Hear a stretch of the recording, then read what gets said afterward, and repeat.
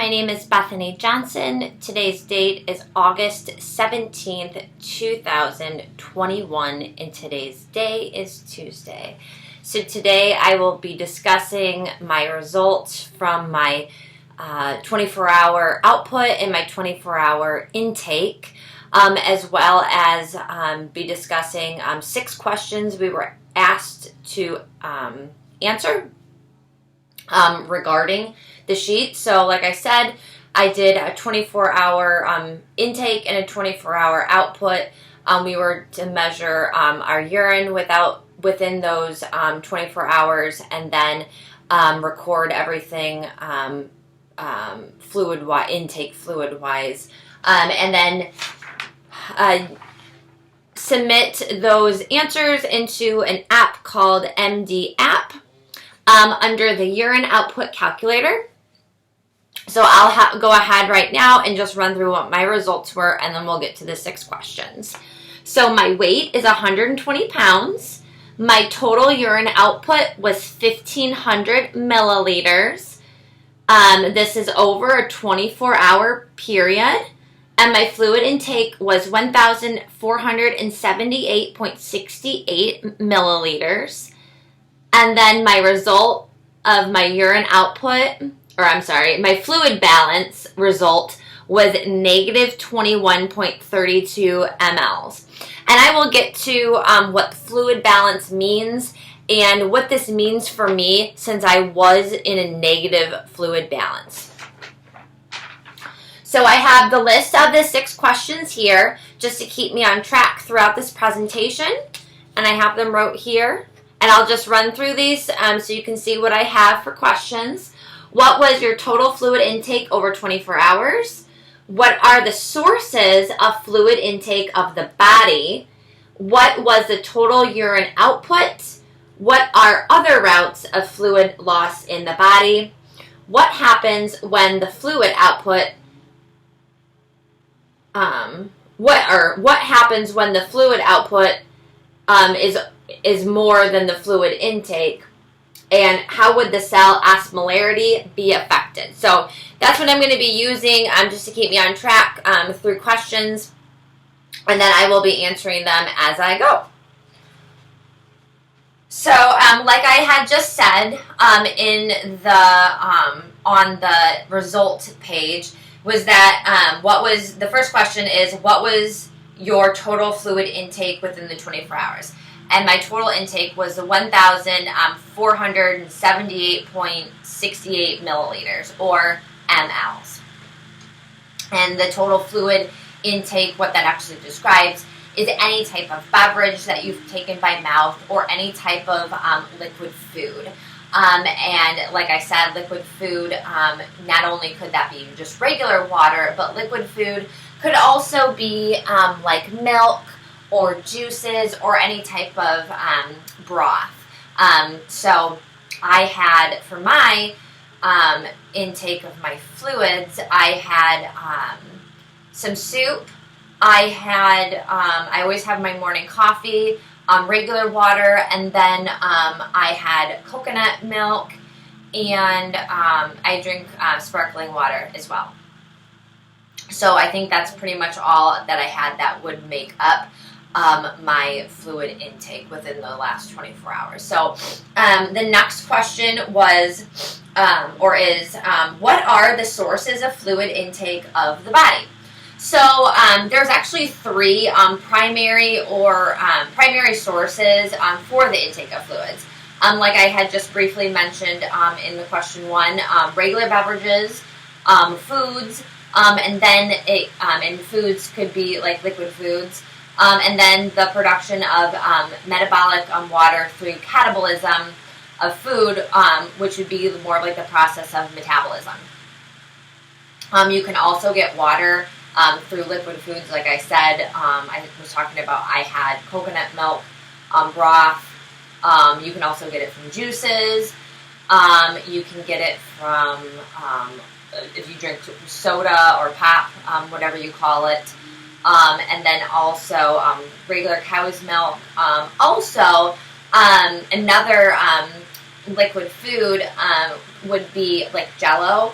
A lot of times when people are sick or in their hospital and they're required to have a liquid diet, or they're recovering from surgery, most of the time the doctors don't want you eating a regular diet until you have recovered and left the hospital, or at least within the 24 hours after a surgery. So Jell-O might be one of those things that would be on a liquid diet. So I personally did not have Jell-O within the last 24 hours, but that is definitely one of the sources that you could have fluid intake of the body.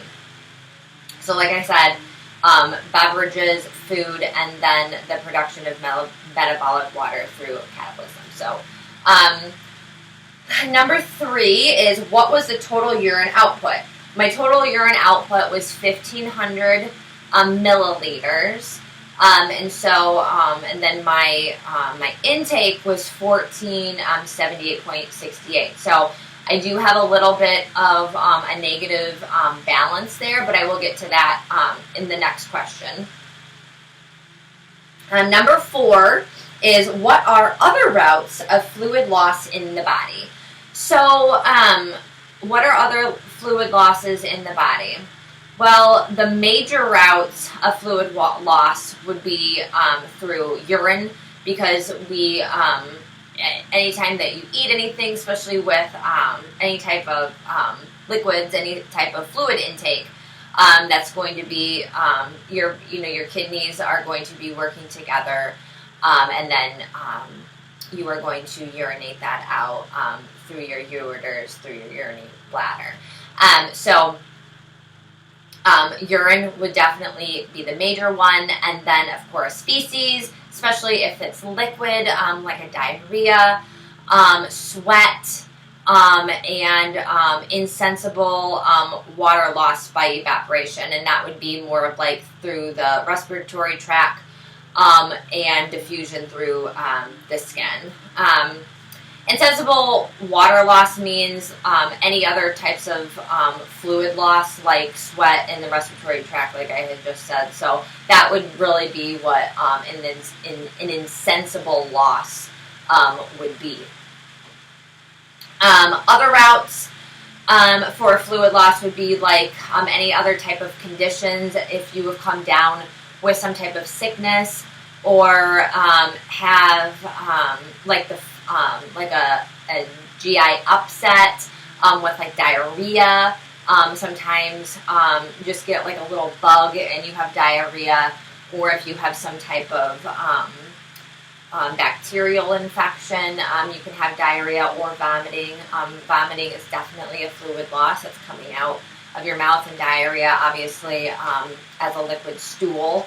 A lot of people don't think about another route of fluid loss would be a severe cutaneous burn. And when I mean cutaneous, that means through the integumentary system, which would be your skin. And when I say severe cutaneous burns, I mean more of like a 2nd degree to a 3rd degree burn. 2nd degree is going to have blisters. There might be some openings in that skin, where the fluid loss would be able to escape, and then obviously 3rd degree burns would be more of tissue harm, and possibly down to where the tendons are at, and then obviously you need a medical attention with that. And 2nd would be definitely the blisterings. So 1st degree definitely would not be causing any fluid loss. Might make you a little dehydrated, more or less, because you have a little bit of a burn. But that would just be more surface, and it wouldn't affect you internally like a 2nd degree, which would cause blisterings and possibly opening up that first layer of the skin. So definitely severe cutaneous burns. And then anything, like I said, definitely urine, feces, and I think I already talked about diarrhea and vomiting. So I think that pretty much covers it for routes of fluid loss in the body.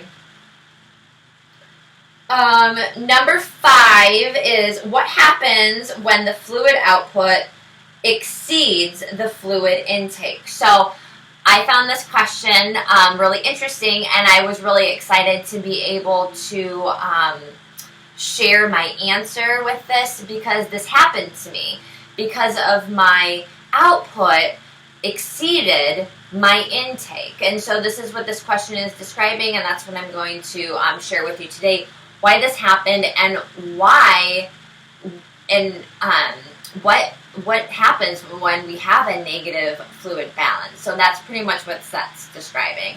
If we have an output or an input that is exceeding one or the other, that would be a negative fluid balance because we're not in balance. Even though mine was only negative 22, it still was a negative fluid balance. So any type of defect or difference or a change in the fluid volume would be a negative fluid balance. A fluid imbalance can happen anytime that you lose more water or fluid than your body can actually take in. So because I did not have a fluid intake that was more than my output, I had a negative fluid balance. If you do not take in enough fluids or water, and I mean fluids as in like any type of liquid food like I had shared previously with you guys, or just regular water, you can become dehydrated. So that's definitely the main cause within this question of what happens when the fluid output exceeds the fluid intake. Well, you can become dehydrated. And there's a couple types of dehydration that I would like to just share just really quickly. Hypotonic is primary the loss of electrolytes.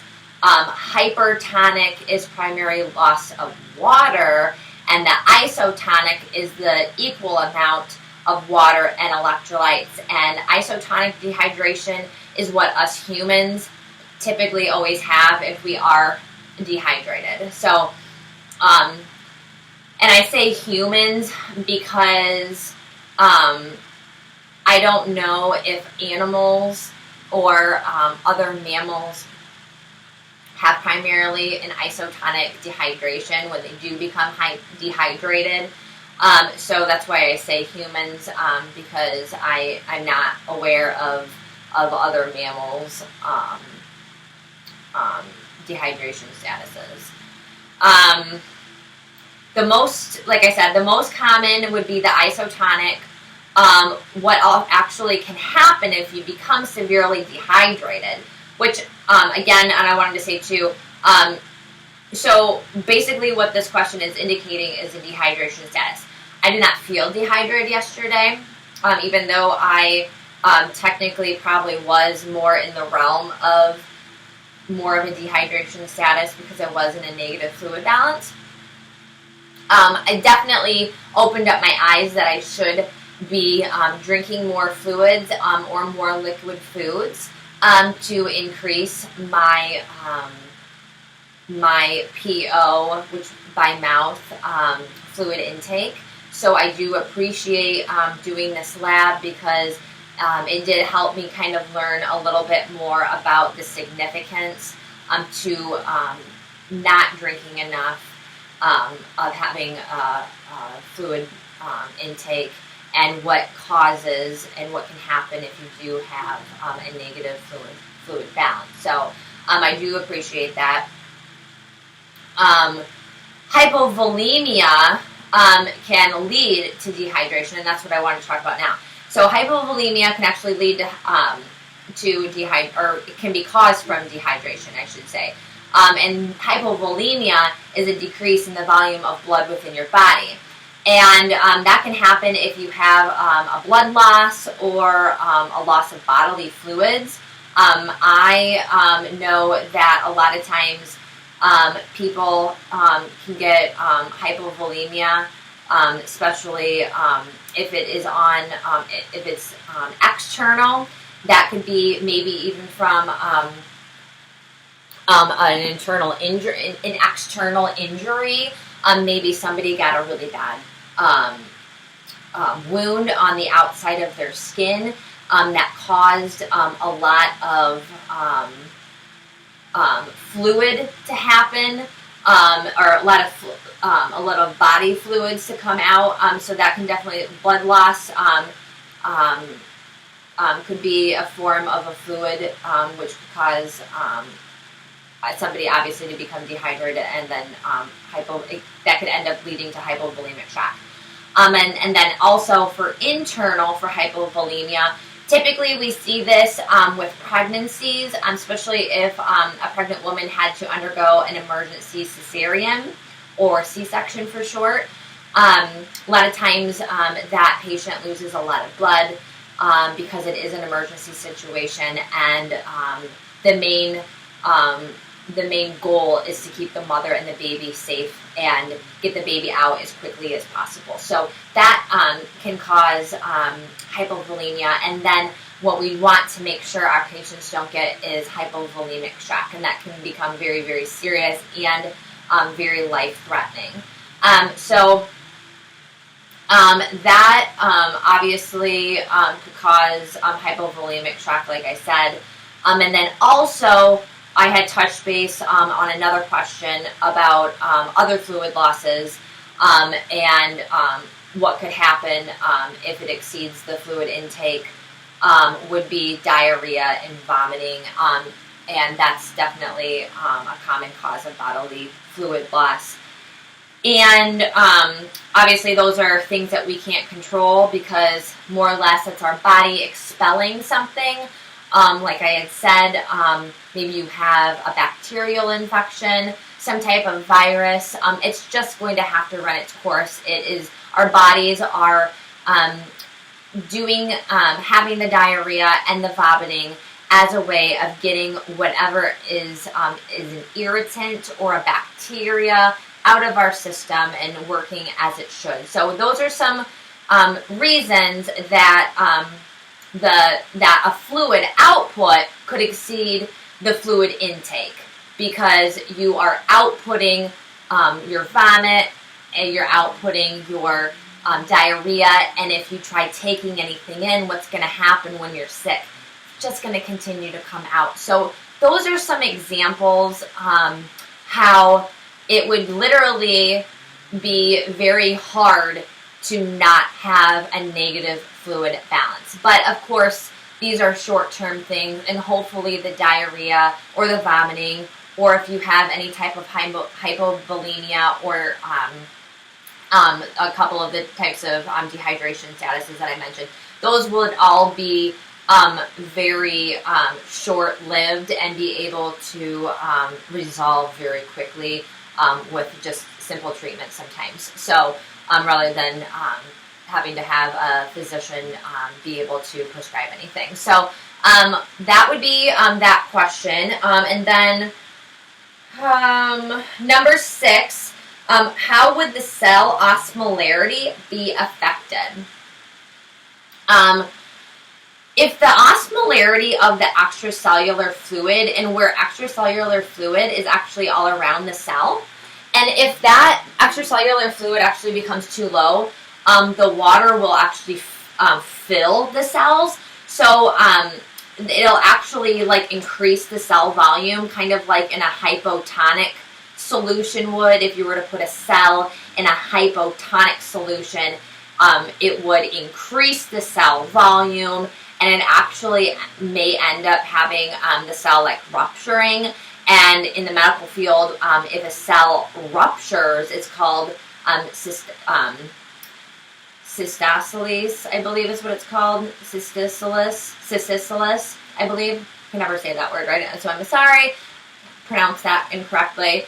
But if the osmolarity of the extracellular fluid becomes actually too high, water will end up leaving the cells, kind of drawing out of the cells. And that would kind of be like if you were to put a cell in a hypertonic solution, and it would actually decrease the volume. And that can end up leading to the cell shrinking. And in the medical field, we call that crenation. When you become dehydrated, you actually lose more water than sodium. And sodium would be like an electrolyte. So you can see why a lot of times people need to have IV therapy if they become severely dehydrated. And we see that a lot in the emergency rooms, especially with older folks and younger children are definitely more apt to get dehydrated, especially during the summer months, or if you were to live in a warmer climate. They would come in and get normal saline by IV, or the generic version of normal saline would be sodium chloride. So they would normally just run that for like an hour, and then normally you feel much, much better. Why? Because you have created more of a positive fluid balance, because you were dehydrated and most likely you were in a fluid, or you were in a negative fluid balance. So by replacing that water and those electrolytes, because what did I say earlier? Isotonic dehydration is an equal loss of water and electrolytes. So by replacing, by getting those IV fluids like a normal saline, which would be like liquid water salt mixture, you're replacing that fluid intake as well as the electrolytes of sodium. So most likely you feel much, much, much better. If it's just simply dehydration and you have any other comorbidities or any other indications of anything else, that normally helps a lot. So that would be where that would end up leaving, or that would be like the hypertonic. So, or that would be when you, I'm sorry, not the hypertonic, that would be when you become dehydrated and you lose more sodium. So when that happens, the osmolarity of your bodily fluids would end up increasing. So, which is great, because we don't want to end up having a negative fluid balance. So when we increase the osmolarity of your body fluids, we end up needing to add more by PO, by mouth, or by IV. So when I say that's great, would mean that would be a simple fix, because if you're dehydrated, you can just simply drink a glass of water, you can simply drink some liquid foods, and that might be all it takes to get you more into a positive fluid balance. So because of this, your body must conserve water when it is dehydrated, but it doesn't conserve sodium, or does not conserve sodium. And that made sense to me, because when you sweat, sometimes if you get it on your face, it kind of, the sweat tastes like sodium, and that's because our bodies are conserving the water, but they're not conserving the electrolyte of sodium. So that's a really easy way of getting dehydrated, especially if you're outside working or mowing. You want to make sure that you've got a bottle of water and you're staying hydrated, because you can easily, like I said before, get dehydrated very fast. Like I said before, the isotonic dehydration is the most common cause, and that is where the sodium are lost from the extracellular fluid in equal amounts. And because of the equal amounts, like I had said, there is absolutely no osmotic movement of water from the insides to the outsides of the cell. And that is commonly caused by diarrhea, vomiting, or just simply forgetting to drink enough water, or forgetting to drink enough liquid food, and that would just be just your regular inadequate intake of fluids. So I know it seems silly sometimes, but just making sure you have a bottle of water on you, which I am trying to be better about, because, life is life, and sometimes we just don't think about taking care of ourselves. We're so worried about everybody else, and especially us in the medical field, sometimes we forget to take care of ourselves. So I hope you guys learned something, and thank you very much.